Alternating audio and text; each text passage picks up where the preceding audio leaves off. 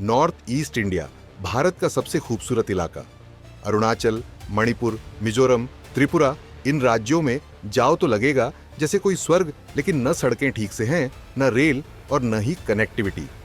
ऊपर से समस्या चिकन नेक, यानी पश्चिम बंगाल के सिलीगुड़ी से मात्र 22 किलोमीटर चौड़ी एक पट्टी जिससे पूरा नॉर्थ ईस्ट भारत से जुड़ा है।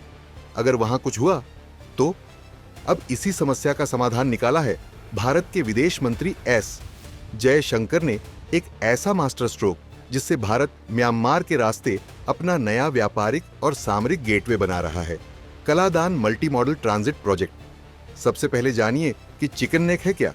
दरअसल भारत का पूरा नॉर्थ ईस्ट सिर्फ एक 22 किलोमीटर चौड़ी जमीन से बाकी देश से जुड़ा है। यह इलाका सिलीगुड़ी कॉरिडोर या चिकन नेक कहलाता है। ऊपर नेपाल, नीचे बांग्लादेश और पास में चीन।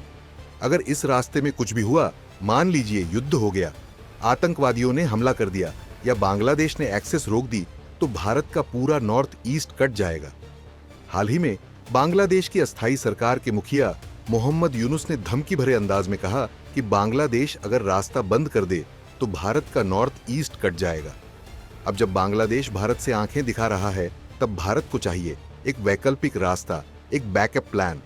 और यही प्लान है Kaladan multi modal project. Kaladan multi modal transit transport project Bharat सरकार का वो विजन है जो देश के सबसे दुर्गम हिस्सों को म्यांमार के रास्ते जोड़ देगा। पहला, कोलकाता से माल निकलेगा श्यामा प्रसाद मुखर्जी पोर्ट से। दूसरा, समुद्र के रास्ते म्यांमार के सितवे पोर्ट पहुंचेगा से, और वहां से कलादान नदी के जरिए माल इनलैंड वाटरवे से जाएगा। फिर सड़क मार्ग से म्यांमार होते हुए मिजोरम के जोरिनपोई तक पहुंचेगा और वहां से मिजोरम, मणिपुर, त्रिपुरा, अरुणाचल तक पहुंचेगा। यानी समुद्र प्लस नदी प्लस सड़क, 3 रास्तों का एक संयुक्त नेटवर्क, जिसे मल्टी मॉडल कहा जा रहा है। सरकार ने आधिकारिक रूप से घोषणा कर दी है कि सितवे पोर्ट पूरी तरह तैयार है। पहला कार्गो शिप कोलकाता से सितवे पहुंच चुका है। अब फोकस है म्यांमार के भीतर बन रही सड़क पर, जो जोरिनपोई तक जाएगी। म्यांमार में यह सड़क बनाना आसान नहीं है, क्योंकि यहां बीहड़ इलाके, उग्रवादी गतिविधियां और राजनीतिक अस्थिरता की भरमार है। लेकिन फिर भी भारत सरकार का दावा है कि 2027 तक यह प्रोजेक्ट पूरी तरह चालू हो जाएगा। अब समझिए असली फायदे। अभी अगर मिजोरम से कोलकाता जाना हो तो 1800 किलोमीटर की यात्रा करनी पड़ती है। बाद यही दूरी घटकर 1100 किलोमीटर रह जाएगी, यानी 700 किलोमीटर की सीधी कटौती। इससे माल ढुलाई सस्ती, तेज और आसान हो जाएगी और मणिपुर, त्रिपुरा, नागालैंड, अरुणाचल तक सीधा फायदा मिलेगा। और सिर्फ व्यापार नहीं, सेना और आपात स्थिति में यह एक वैकल्पिक रणनीतिक मार्ग भी होगा। अगर कभी चिकन नेक बंद हो जाए तो भारत के पास म्यांमार के रास्ते एक बैकअप होगा।